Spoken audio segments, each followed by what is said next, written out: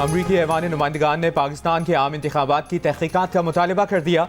ऐवान नुमाइंदगान से 7 के मुकाबले में 368 वोटों से मंजूर नॉन बाइंडिंग करारदाद में कहा गया है कि 8 फरवरी के इलेक्शन में मुदाखलत और बेज़ाब्तियों के दावों के आज़ादाना और गैर जानिबदाराना तहकीकात की जाएं। करारदाद में कहा गया कि पाकिस्तान में आवाम को जमहूरी अमल में शिरकत से रोकने के लिए आवाम को दबाने की कोशिशों की मजम्मत करते हैं।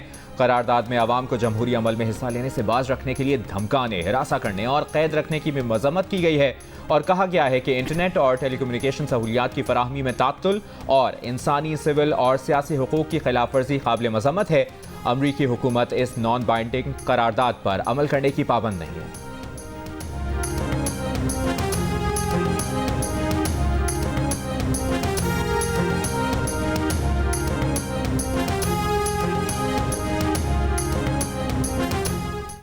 अमेरिकन कांग्रेस के अंदर होने वाली जो रेजोल्यूशन है जो पास करवाई गई है उसमें ये कहा गया है कि पाकिस्तान में जो इलेक्शन हुए हैं उस हवाले से तहकीकात की जाए। ये जो रेजोल्यूशन है इसके पीछे कौन है?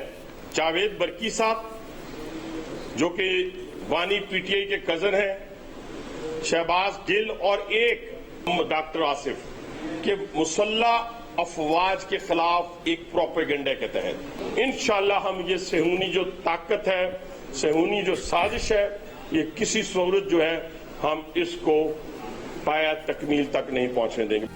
नून लीग ने अमरीकी ऐवान नुमाइंदगान से मंजूर करारदाद को फौज के खिलाफ प्रोपेगेंडा और सेहूनी साजिश करार दे दिया। हनीफ अब्बासी ने बताया कि ऐवान नुमाइंदगान से मंजूर करारदाद में पाकिस्तानी इलेक्शन की तहकीकात का मुतालबा किया गया है। इस करारदाद के पीछे बानी पीटीआई के कज़न जावेद बरकी और डॉक्टर आसिफ हैं। करारदाद के लिए कांग्रेस में लॉबिंग करने पर लाखों डॉलर खर्च किए गए। ये करारदाद पाकिस्तान की मुसल्लह अफवाज के खिलाफ प्रोपेगेंडा और सेहूनी साजिश है जिसे मुकम्मल होने नहीं देंगे। जो लोग इस करारदाद के पीछे हैं वही अमेरिका में क्रिकेट मैच के दौरान जहाज उड़ाने के पीछे थे।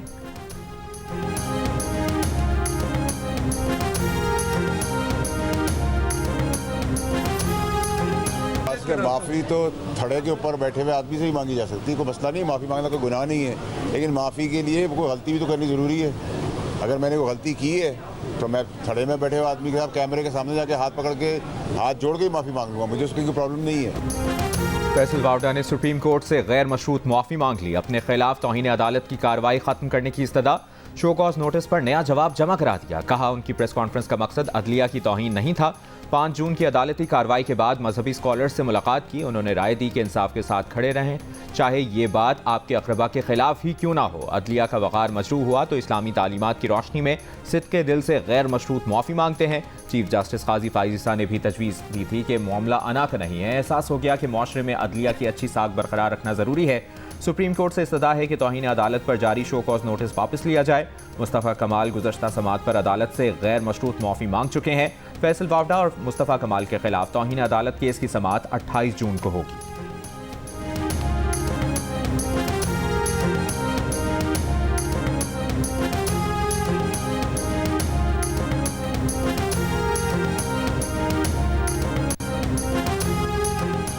मौलाना फजलुर रहमान की कौमी असम्बली में भी ऑपरेशन अज़्म इस्तेहकाम की मुखालफत। कहा लगता है ऑपरेशन के जरिए चीन की बात पूरी की जा रही है। इस पर स्टैब्लिशमेंट का मौक़िफ़ वाज़े नहीं। मेरा मशवरा है कि पंगा ना लें। पूछा गया पंगा किसे कहते हैं? मैंने कहा ये लेने से पता चलता है। हमने ऑपरेशन किए, लोगों से कहा घर बार छोड़ दें, कबायली इलाकों को खाली करा लिया। मुतासरीन को मकान बनाने के लिए 4 लाख रुपए दिए जा रहे हैं। 4 लाख से घर तो क्या गुसल खाना भी नहीं बन सकता। आप मजाक कर रहे हैं। मौलाना फजलुर रहमान ने बजट में टैक्सेस की मुखालफत करते हुए कहा कि हमारे यहाँ 1000 टैक्स लगाएं, अवाम टैक्स नहीं देंगे। हुकूमत किसी की भी हो, हालात यही रहेंगे। मौलाना फजलुर रहमान का खिताब शुरू होते ही सरकारी टीवी ने लाइव स्ट्रीमिंग रोक दी। पार्लियामेंट नामत पर गुफ्तगू में मौलाना फजलुर रहमान ने कहा कि इस वक्त अक़लियत हुकूमत कर रही है, पीपल्स पार्टी हुकूमत का हिस्सा नहीं। बिलावल भुट्टो आजकल बड़ी 2 चीजें खेल रहे हैं। बाहर जाके हुकूमत के खिलाफ बयान देते हैं, अंदर आके कहते हैं हम आपके साथ हैं, बजट में साथ चलेंगे। पहले कह चुका हूँ कि अक़लियत हुकूमत कर रही है, पीपल्स पार्टी हुकूमत का हिस्सा नहीं। मौलाना साहब, मुल्क में सियासी अदम इस्तेहकाम को कम करने के लिए, माशी अदम इस्तेहकाम को कम करने के लिए हुकूमत और अपोजिशन रहनुमा एक साथ क्यों नहीं बैठते? हाँ, वो कोई मसला नहीं है, लेकिन एस्टेब्लिशमेंट सियासत से बाहर हो जाए तो खैर हो जाएगी। चीनी और पाकिस्तानी कंपनियों के दरमियान जॉइंट वेंचर मंसूबे की मंजूरी। वज़ीर-ए-आज़म ने थरकोल की गैसिफिकेशन से मुतल्लिक हिकमत अमली तैयार करने की हिदायत कर दी। सरमाकारी बोर्ड के उमूर पर इजलास में कहा, मुल्क में अंदरूनी और बैरूनी सरमाकारी का फ़रोग हुकूमत की तरजीह है। पेट्रोलियम डिवीजन के उमूर पर इजलास में कहा, थरकोल की मुल्क के दूसरे इलाकों तक रसाई के लिए रेलवे लाइन के हवाले से तमाम ज़रूरी इकदाम किए जाएँ। डकैती मुज़ाहमत पर कोई शख्स मारा जाएगा तो मैं वहाँ के SHO को मुअत्तल कर दूंगा। अगर SHO काम ना करे, सिर्फ बैठा रहे, तो ऐसे SHOs की ज़रूरत नहीं। हम हाकिम नहीं, आवाम के नौकर हैं। वज़ीर दाखिला सिंध ज़ियाल अंजार की यकीन दहानी। वज़ीर आला सिंध से स्ट्रीट क्राइम में जान से जाने वालों को मुआवजा देने की दरख्वास्त। ऐवान में इज़हार ख्याल करते हुए कहा कि अफसोस, हमारा गोल्ड मेडलिस्ट नौजवान शहीद हुआ। इत्तका कत्ल केस में एक जवाबदार कोर्ट से भाग गया। पुलिस अफसरान के खिलाफ FIR दी और उन्हें गिरफ्तार कर लिया। जवाबदार जल्द पकड़ा जाएगा। दावा किया कि मोबाइल छीनने के वाक़यात में कमी आई है। छीनी गई मोटरसाइकिलें और गाड़ियाँ पुर्जों में कबाड़ियों को बेच दी जाती हैं। 300 से ज़ायद कबाड़ियों को गिरफ्तार किया जो पुर्जे खरीदने में मुलविस थे। जब चीज़ें बिकेंगी नहीं तो वो किसी काम की नहीं। मोबाइल मार्केट में भी नज़र रखी है। चोरी की चीज़ की खरीदो फरोख्त खत्म हो जाए तो इन वाक़यात में कमी आएगी।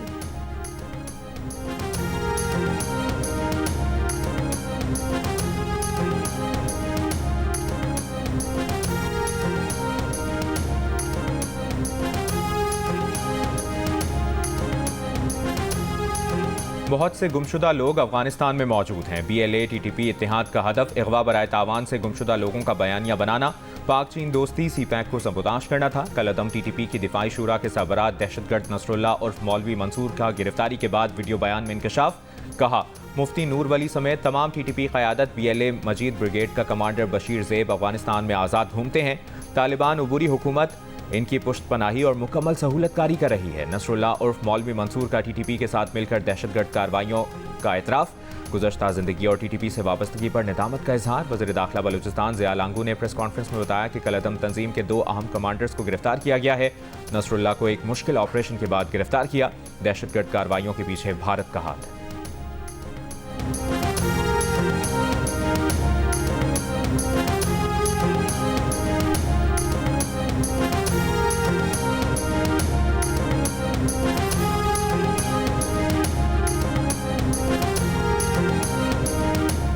कौमी असम्बली की कायमा कमेटियों के सरबराहान के इंतखाब का अमल जारी। पीपल्स पार्टी के सैयद नवीद कमर कायमा कमेटी बराए ख़जाना के चेयरमैन मुंतखब।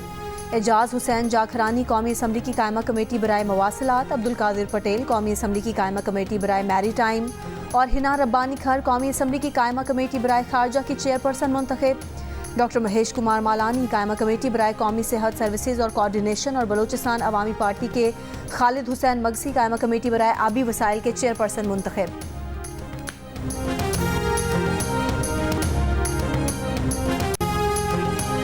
पंजाब हुकूमत ने 400 अरब रुपए के किसान कार्ड की मंजूरी दे दी। महंगाई में कमी में वज़ीर आला पंजाब का बहुत बड़ा किरदार है। वज़ीर आला पंजाब की कोशिशों से महंगाई में कमी आई है। वज़ीर इत्तलाआत पंजाब अज़मा बुखारी की लाहौर में मीडिया से गुफ्तगू। कहा, किसी बोर्ड की तश्कील में कोई सिफारिश नहीं सुनी जाएगी। रिटायरमेंट के बाद किसी सरकारी मुलाजिम को रिहाइशगाह रखने की इजाज़त नहीं होगी। वज़ीर इत्तलाआत पंजाब का स्वात वाक़े पर भी अफसोस का इजहार। कहा, सियासी और मजहबी दहशतगर्दों के खिलाफ ज़ीरो टॉलरेंस होनी चाहिए।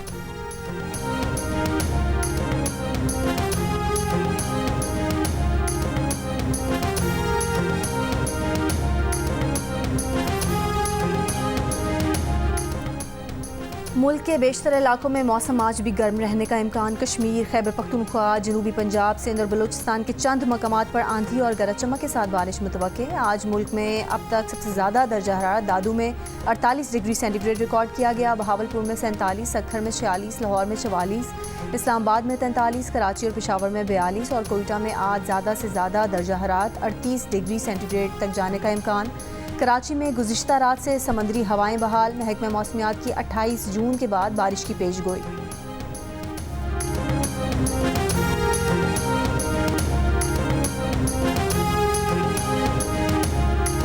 कराची के इलाके कोरंगी 2.5 नंबर पर 25 जून की रात फायरिंग से जख्मी नौजवान दम तोड़ गया। पुलिस के मुताबिक ज़ीशान को डाकुओं ने डकैती मज़ाहमत पर फायरिंग का निशाना बनाया था। वाक़े में मुलविस दोनों मुल्ज़िमान पुलिस मुकाबले के बाद गिरफ्तार। असलहा और छीना गया मोबाइल फ़ोन बरामद।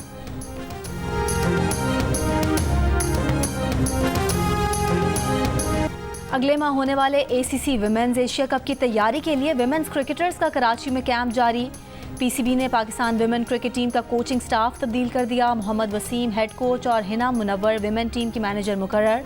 साबिक test cricketer Abdul Rahman spin bowling coach और साबिक test cricketer Junaid Khan assistant coach होंगे।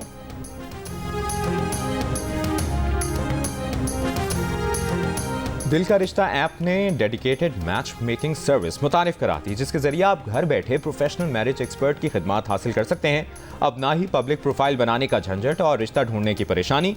मैरिज एक्सपर्ट आपके लिए ऐसे रिश्ते तलाश करेंगे जो ना सिर्फ आपके मयार पर पूरा उतरें, बल्कि कम से कम वक्त में एक प्रीमियम रिश्ता तलाश करने में भी मुकम्मल मदद फराहम करेंगे।